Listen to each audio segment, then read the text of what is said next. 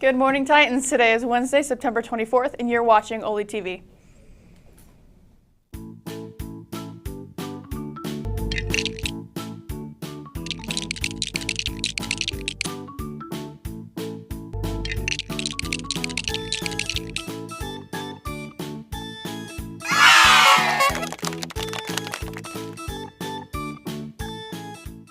Seniors, those of you who are planning on competing to be one of Oly's Sterling Scholars, the application window is open.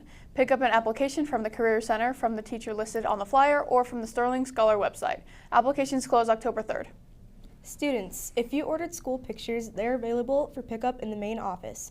And remember that picture retakes are Monday, September 29th. Also, if you didn't pick up your yearbook in May, please stop by the bookstore and pick it up. It'll only be kept in the bookstore until September 30th, so please stop by and grab it.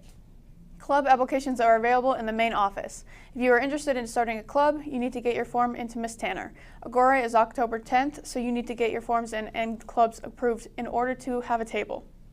The snack bar is now open during lunch by the main gym, offering 32-ounce sodas such as Coke, Diet Coke, Powerade, Dr. Pepper, and Diet Dr. Pepper for $2 cash only. So come check it out. Students, if you are interested in debate, there is a meeting every Wednesday after school in Mr. Goodfellow's room, 264. Monday of this week, a non-credible threat against our school was found written on a bathroom stall. At 11 o'clock, when it was reported, the fire alarm was set off and the building was evacuated. While waiting for information and further instructions, teachers, students, and other Titan tots waited on the soccer field, seminary building, and the northern parking lot. In contrast to other procedures our school has practiced, students were allowed to leave the premises with the exception of being able to move cars out of the south parking lot. At 12:45, school was officially dismissed for the remainder of the day. Officers came and investigated the building but found no actual threat. In the official statement released by Granite School District, they said that the threat was non-credible and the school was safe, but thanked the student for reporting it, and this is how we can prevent unsafe situations. So please, if you see something, say something. Here's James with more. And now here's Miles with sports. It went out.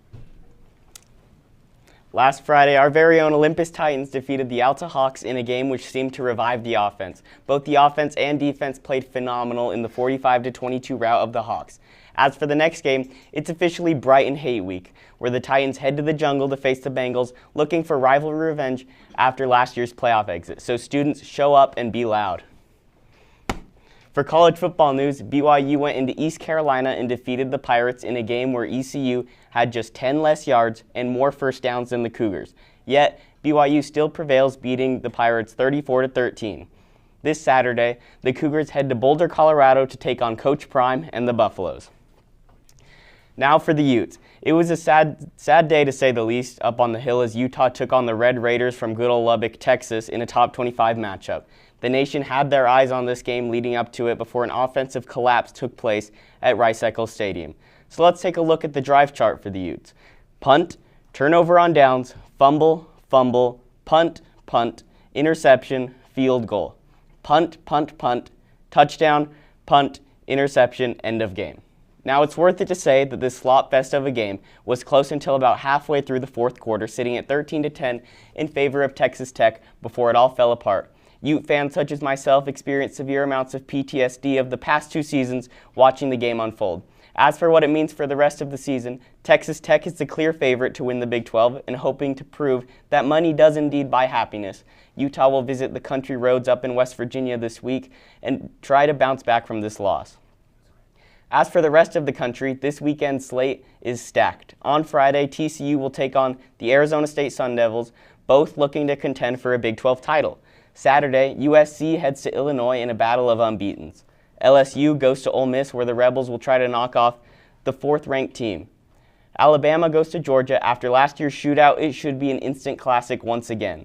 And for the biggest game of the weekend, Oregon visits Penn State. The top 6 matchup features the Ducks facing the Nittany Lion faithful in their annual whiteout game, as Penn State and James Franklin need to prove that they can finally win the big game.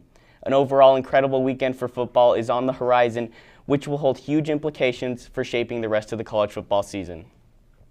Last weekend, our sophomore and freshman volleyball teams had a tournament at Murray High School.